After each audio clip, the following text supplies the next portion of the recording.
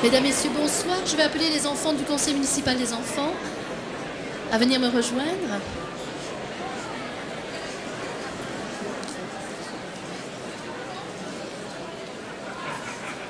Permettez-moi de vous adresser au nom de la municipalité ainsi qu'à vos proches mes meilleurs vœux pour cette année 2010.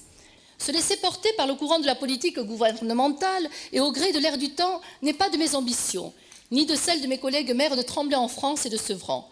Plutôt que de subir une intercommunalité forcée, telle qu'elle se dessine avec la réforme territoriale, nous avons agi pour construire une intercommunalité choisie au service du dynamisme bien réel de nos territoires.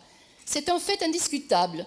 Nos villes, de par leur population, de par leur situation et proximité géographique, partagent une communauté de destin.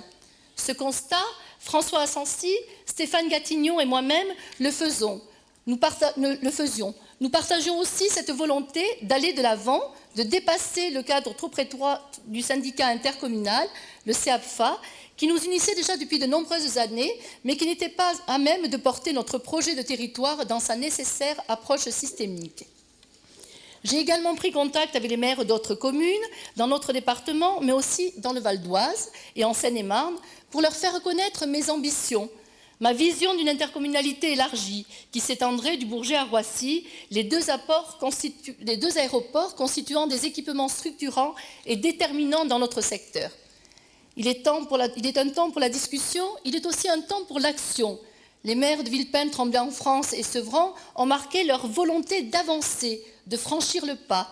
L'aboutissement de ce travail volontaire, ou plutôt sa concrétisation, qui n'en est que le commencement, a été la création de la communauté d'agglomération Plaine de France au 1er janvier 2010, dont le premier conseil s'est tenu samedi dernier. Les municipalités, dans la mise en œuvre d'aménagements urbains, de voiries par exemple, ou de projets environnementaux, de type liaison douce ou trame verte, se trouvent confrontées à des frontières communales, parfois trop étriquées. L'intercommunalité aidera à construire de la cohérence.